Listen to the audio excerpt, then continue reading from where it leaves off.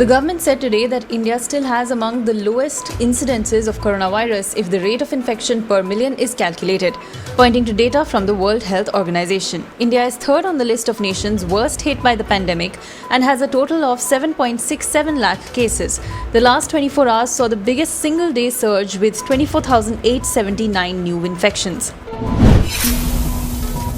Uttar Pradesh gangster Vikas Dubey, accused of killing 8 policemen last week, was arrested on Thursday morning from a temple in Madhya Pradesh after a 5-day chase across 4 states. He was caught just as he emerged after praying at the Mahakal temple in Ujjain. He apparently shouted, "I am Vikas Dubey," post-arrest, for which he was rapped on the head by a police person.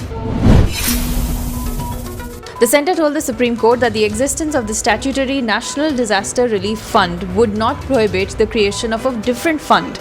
PM CARES is one such fund with voluntary donations, the centre argued.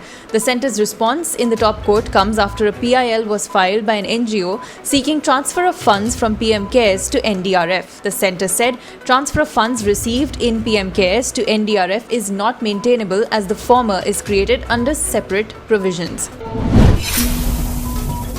Addressing the India Global Week 2020 event, Prime Minister Modi said there is faith that the story of global revival from the coronavirus pandemic will have India playing a leading role. He added that amid the pandemic, the government has focused on revival, which is compassionate and sustainable both for the environment and the economy. It appears the Nepal's ruling Communist Party, which has been riddled with differences, may be headed for a split. Prime Minister KP Sharma Oli and NCP Executive Chairman Pushpa Kamal Dahal Prachanda have failed to reach a consensus despite holding over half a dozen meetings in a week. The Prachanda faction has been demanding Oli's resignation, saying his recent anti-India remarks were neither politically correct nor diplomatically appropriate. Australia offered pathways to permanent residency for thousands of people from Hong Kong on Thursday in response to China's crackdown on dissent. Australia's move drew a sharp reaction from Beijing, which said that China reserved the right to take further reactions. All consequences will be borne by Australia. The imposition of the security law in Hong Kong curtails freedoms in the semi-autonomous region more radically than ever before.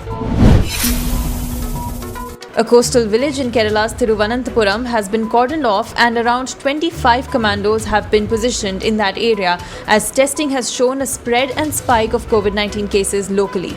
This, health experts say, is possibly a first evolving cluster in the state with more than one super spreaders identified.